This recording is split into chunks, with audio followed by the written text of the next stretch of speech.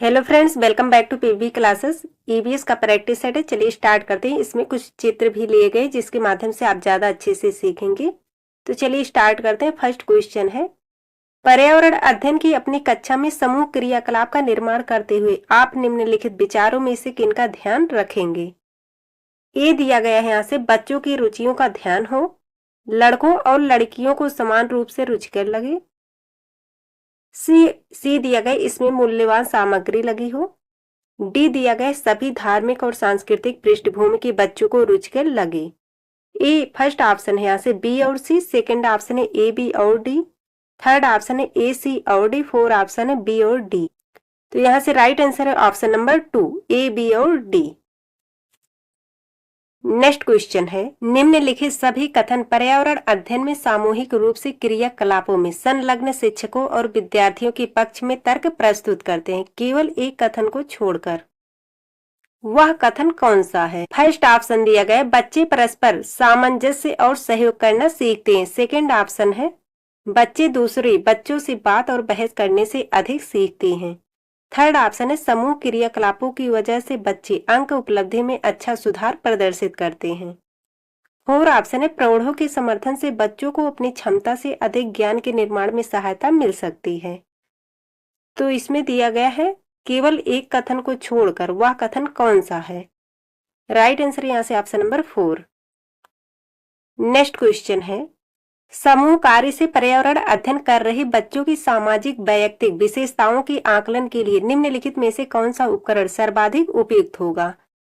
First option है यहाँ से दत्त कार्य, कागज पेंसिल परीक्षण, थर्ड ऑप्शन है मौखिक प्रश्न, फोर्थ ऑप्शन है निर्धारण मापनियां। राइट आंसर है ऑप्शन 3, मौखिक प्रश्न। नेक्स्ट क्वेश्चन है,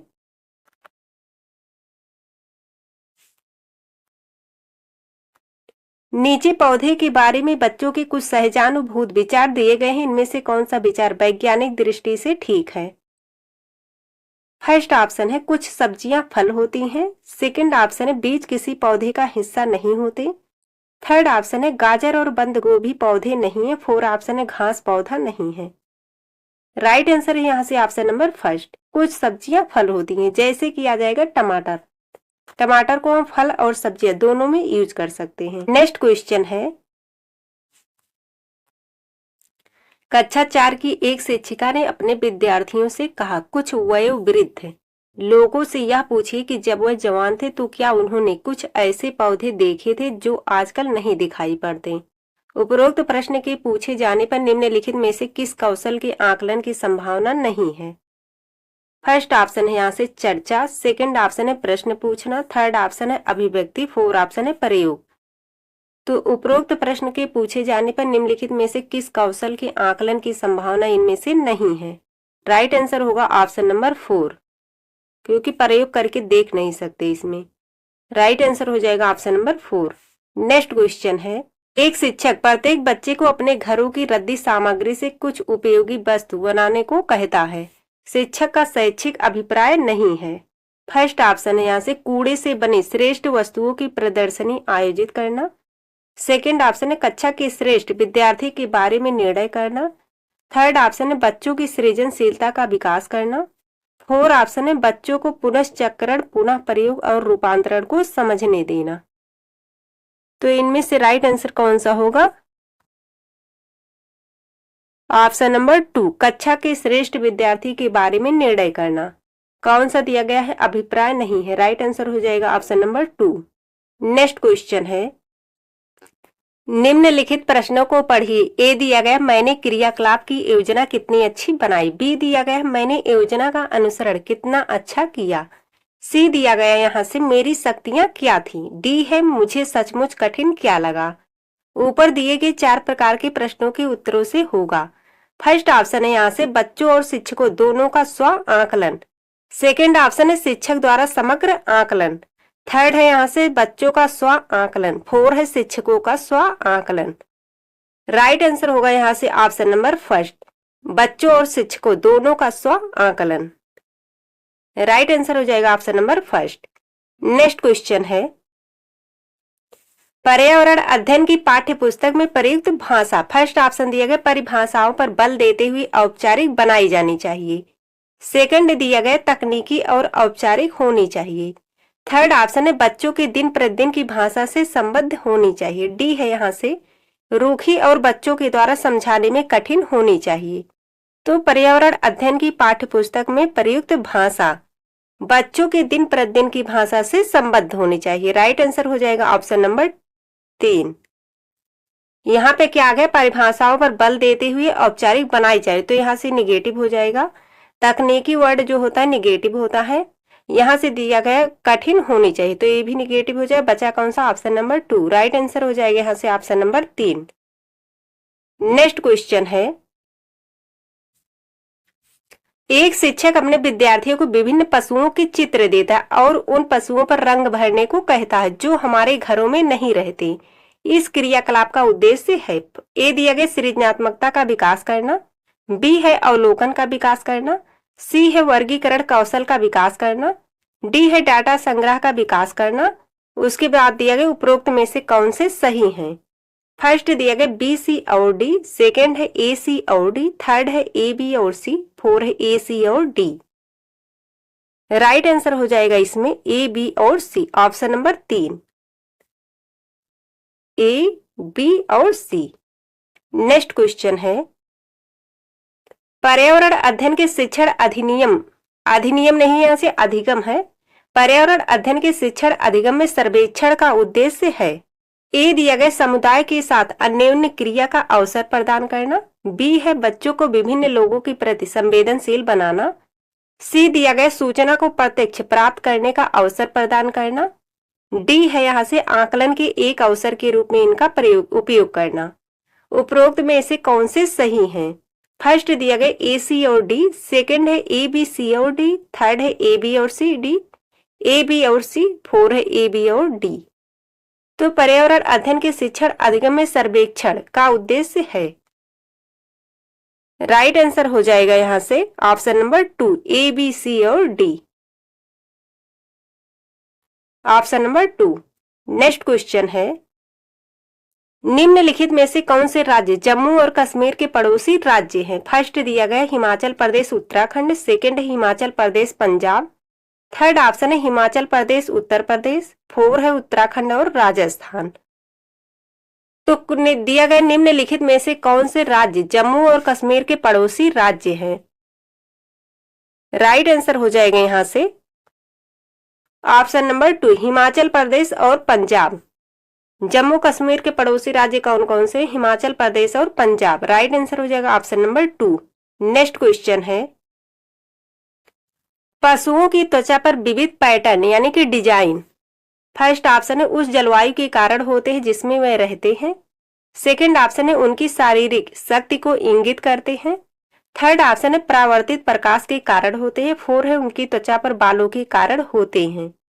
तो पशुओं की त्वचा पर जो डिजाइन होते हैं किसके कारण होते हैं, उनके त्वचा पर बालों के कारण होते हैं। राइट आंसर हो जाएगा ऑप्शन नंबर 4। नेक्स्ट क्वेश्चन है, जो व्यक्ति जंगल में कम से कम 25 वर्षों से रह रहे हैं उनका उस जंगल भूमि पर और उसमें पैदा होने वाली वस्तुओं पर अधिकार है। यह जनादेश किसके द्वारा दिया गया है। फर्स्ट ऑप्शन है संविधान अनुसूचित जाति आदेश संशोधन विधेयक 2012, सेकेंड ऑप्शन है भारतीय जंगल अधिनियम 1927, थर्ड ऑप्शन है जंगल अधिकार अधिनियम 2007, फोर ऑप्शन है भूमि अधिग्रहण अधिनियम 1894। राइट आंसर यहाँ से ऑप्शन नंबर 3, जंगल अधिकार अधिनियम 2007। नेक्स्ट क्वेश्चन है, निम्नलिखित में से मच्छरों द्वारा फैलने वाले रोगों का समुच्चय कौन सा है। फर्स्ट ऑप्शन है मियादी बुखार, हैजा, चिकनगुनिया, सेकेंड ऑप्शन है malaria, HIV, AIDS, dengue, HIV, AIDS, हैजा, डेंगू, डेंगू, मलेरिया, चिकनगुनिया। तो मच्छरों द्वारा फैलने वाले रोगों का समुच्चय कौन सा है इनमें से। राइट आंसर है ऑप्शन नंबर 4, डेंगू, मलेरिया और चिकनगुनिया। नेक्स्ट क्वेश्चन है, घटपर्णी पौधा। फर्स्ट ऑप्शन दिया गया है यहाँ से का मुंह छोटी छोटी कटियों से ढका होता है, सेकंड ऑप्शन है भारत में नहीं पाया जाता है, मेढकों, कीड़े मकोड़ों और चूहों को चालाकी से फंसाकर खा जाता है, फोर ऑप्शन है कीड़े मकोड़ों को आकर्षित करने के लिए उच्च तारत की ध्वनियां निकालता है। तो घटपर्णी पौधा इसको क्या बोलते हैं, निपेंथीज भी बोलते हैं। का आकार ही जो होता है वो घड़े जैसा होता है और मुंह एक पत्ते से ढका होता है। कटियों से नहीं बल्कि इसका मुंह जो होता है एक पत्ते से ढका होता है। इसका आकार जो होता है घड़े जैसा होता है और इसका मुंह जो होता है एक पत्ते से ढका होता है। और सेकंड दिया गया भारत में नहीं पाया जाता। पहला ऑप्शन यहाँ से रॉन्ग हो जाएगा। सेकंड दिया गया भारत में नहीं पाया जाता है। तो इसमें एक की पॉइंट है, उसको नोट करिएगा कि यह भारत के जो है मेघालय राज्य में पाया जाता है। इसमें दिया गया नहीं पाया जाता, तो यह भारत के मेघालय राज्य में पाया जाता है। या ऑस्ट्रेलिया, इंडोनेशिया और भारत के किस राज्य में पाया जाता है? मेघालय। या भारत के मेघालय राज्य में पाया जाता है। तो यहाँ से सेकंड ऑप्शन भी गलत दिया गया है। थर्ड ऑप्शन है मेढकों, कीड़ों मकोड़ों और चूहों को चालाकी से फंसाकर खा जाता है, राइट हो जाएगा यहाँ से। फोर्थ दिया गया कीड़े मकोड़ों को आकर्षित करने के लिए उच्च तारत्व की ध्वनियां निकालता है। तो ऐसा है नहीं, इसमें एक जो होती है विशेष गंध होती है जो कीड़ों को अपने ओर आकर्षित करती है, जिससे कीड़े जो होते हैं उसकी सुगंध को सूंघकर उसके पास पहुंच जाते हैं और उसमें फंस जाते हैं और बाहर निकल नहीं पाते। तो यहाँ से रॉन्ग हो जाएगा फोर ऑप्शन भी। बचा कौन सा? Option number 3। राइट आंसर हो जाएगा ऑप्शन नंबर 3। नेक्स्ट क्वेश्चन है, नीचे दिए गए खाद्य पदार्थों के किस समुच्चय में लौह तत्व प्रचुर मात्रा में होता है? फर्स्ट दिया गया आंवला पालक गुड़, सेकंड है आंवला पालक आलू, थर्ड ऑप्शन है आंवला आलू टमाटर, फोर्थ ऑप्शन है बंद गोभी भिंडी और गुड़। तो खाद्य पदार्थों के किस समुच्चय में लौह तत्व जो होता है प्रचुर मात्रा में होता है? तो आंवला, पालक और गुड़। राइट आंसर हो जाएगा option number first. Next question है, हमारे देश के लगभग सभी भागों में मिर्च का उपयोग भोजन पकाने में किया जाता है। हमारे देश में मिर्च को लाने वाले व्यवसायी आए थे। फर्स्ट ऑप्शन है उज्बेकिस्तान से, सेकंड ऑप्शन है दक्षिण अमेरिका से, थर्ड ऑप्शन है अफगानिस्तान से, फोर्थ ऑप्शन है ऑस्ट्रेलिया से। तो भोजन पकाने में जिस मिर्च का प्रयोग किया जाता है लाने वाले व्यवसायी कहाँ के थे? अमेरिका के, दक्षिण अमेरिका से। राइट आंसर हो जाएगा ऑप्शन नंबर 2। नेक्स्ट क्वेश्चन है, निम्नलिखित में से कौन सा पक्षी कैक्टस पौधे के कांटों के बीच अपना घोंसला बनाता है? फर्स्ट दिया गया शकरखोरा, सेकंड दिया गया बया, थर्ड ऑप्शन है कलचिड़ी, फोर्थ ऑप्शन है फाख्ता। तो फाख्ता पक्षी जो होती है कैक्टस पौधे के कांटों के बीच अपना घोंसला बनाती है। राइट आंसर हो जाएगा यहाँ से ऑप्शन 4। बात कर लेते हैं शकरखोरा। तो शकरखोरा जो होता है यह किसी छोटे पेड़ या झाड़ी की डाली पर अपना घोंसला बनाती है। शकरखोरा जो अपना घोंसला बनाती है किसी छोटे पेड़ या झाड़ी की डाली पर अपना घोंसला बनाती है। तो बात कर लेते हैं कलचिड़ी पक्षी की। कलचिड़ी पक्षी जो होती है अपना घोंसला जमीन पर पत्थरों के बीच बनाती है और कलचिड़ी पक्षी जो होती है अंडे देने के पश्चात अपने घोंसले को छोड़ देती है। पूछा जाए आपके एग्जाम में अगर जमीन में पत्थरों के बीच अपना घोंसला कौन बनाती है तो कौन सा हो जाएगा? कलचिड़ी पक्षी। और यहाँ से पूछा गया था कैक्टस पौधे के कांटों के बीच अपना घोंसला कौन बनाता है? तो फाख्ता पक्षी। राइट आंसर हो जाएगा यहाँ से ऑप्शन नंबर 4। नेक्स्ट क्वेश्चन है, किसी पशु के विषय में नीचे दिए गए विवरण को पढ़िए और उस पशु को पहचानिए। यह भालू जैसा दिखता है परंतु भालू नहीं है। यह दिन के लगभग 17 घंटे वृक्षों की शाखाओं से उल्टे लटक कर सोता है। यह जिस वृक्ष पर रहता है उसी की पत्तियां खाता है। यह लगभग 40 वर्षों तक जीवित रहता है। फर्स्ट दिए गए लंगूर, चिंपैंजी, पैंडा, सलाथ। तो एक कौन सा पक्षी है? सलाथ ही पक्षी है जो 17 घंटे वृक्षों की शाखाओं से उल्टे लटक कर सोता है, परंतु भालू नहीं है। कौन सा पक्षी है? सलाथ। कौन सा पशु है यहाँ से? सलाथ। ये जो होता है पेड़ों पर जो होता है उल्टे लटक कर सोता है और प्रतिदिन कितने घंटे? 17 घंटे। अगर आपके एग्जाम में कभी 17 घंटे ना होकर 16 घंटे रहे तब भी वो आपका राइट होगा, 16 या 17 घंटे, है ना। तो कितने घंटे सोता है? 17 घंटे वृक्षों की शाखाओं से उल्टे लटक कर सोता है। और यह जो होता है अपने पूरे जीवन में लगभग 40 वर्षों तक जीवित रहता है और सिर्फ 8 पेड़ों पर ही निवास करता है।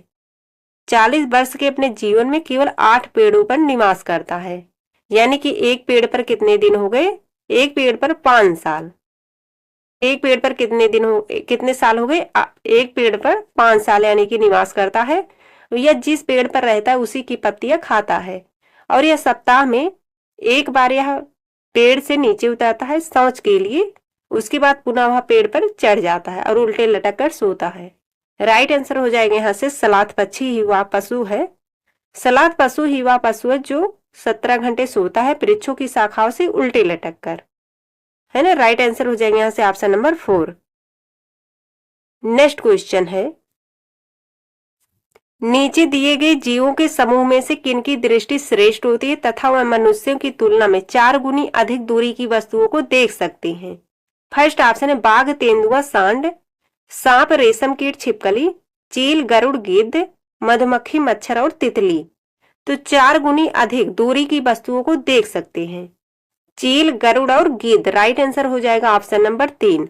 और यहाँ से अगर 6 गुनी पूछ लिया जाए तो क्या कौन से हो जाएंगे? बाघ, है ना, बाघ, शेर, चीता। 4 गुनी अगर पूछा गया है तो चील, गरुड़ और गिद्ध हो जाएंगे। और अगर 6 गुनी पूछ लिया जाए तो बाघ, शेर और चीता। राइट आंसर हो जाएगा यहाँ से ऑप्शन नंबर 3। नेक्स्ट क्वेश्चन है,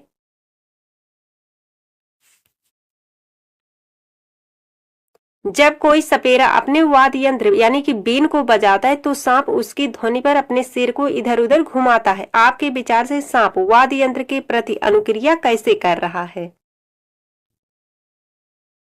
फर्स्ट ऑप्शन दिया गया है यहाँ से उसी वाद्य यंत्र द्वारा उत्पन्न कंपनों के प्रति अनुक्रिया करके। सेकंड है उस वाद्य यंत्र को सूंघकर। थर्ड ऑप्शन है उस वाद्य यंत्र की ध्वनि को सुनकर। फोर्थ ऑप्शन है उस वाद्य यंत्र की गति को देखकर। तो सांप जो होते हैं उनके कान नहीं पाए जाते हैं, जिससे वह कंपनों के प्रति अनुक्रिया करते हैं। यहाँ से राइट आंसर हो जाएगा ऑप्शन नंबर 2, उसी वाद्य यंत्र द्वारा उत्पन्न कंपनों के प्रति अनुक्रिया करके। राइट आंसर हो जाएगा यहाँ से ऑप्शन नंबर 1। नेक्स्ट क्वेश्चन है, परिवार एक इकाई होता है जिसमें माँ, पिता और उनके 2 बच्चे होते हैं। यह कथन फर्स्ट ऑप्शन है सही नहीं है, क्योंकि इस कथन में यह स्पष्ट करना चाहिए कि बच्चे जैविक होते हैं। सेकंड ऑप्शन है सही नहीं है, क्योंकि परिवार कई प्रकार के होते हैं तथा परिवार का केवल एक ही प्रकार में वर्गीकरण नहीं किया जा सकता। थर्ड ऑप्शन है सत्य है, क्योंकि यह किसी आदर्श परिवार का आकार है। फोर्थ ऑप्शन है सत्य है, क्योंकि सभी भारतीय परिवार इसी प्रकार के होते हैं। तो राइट आंसर हो जाएगी यहाँ से ऑप्शन नंबर 2, सही नहीं है, क्योंकि परिवार कई प्रकार के होते हैं तथा परिवार का केवल एक ही प्रकार में वर्गीकरण नहीं किया जा सकता। राइट आंसर हो जाएगा यहाँ से ऑप्शन नंबर 2। नेक्स्ट क्वेश्चन है, मानव के पेट में अमाशय रस की प्रकृति डाट डाट होती है और वह भोजन की पाचन में सहायता करता है। फर्स्ट ऑप्शन है उभयधर्मी, सेकेंड ऑप्शन है उदासीन, थर्ड ऑप्शन है अम्लीय, फोर्थ ऑप्शन है क्षारीय। राइट आंसर हो जाएगा ऑप्शन नंबर 3, अम्लीय। तो फ्रेंड्स आज के लिए बस इतना ही, मिलते हैं एक नए वीडियो में। तब तक के लिए जय हिंद, जय भारत।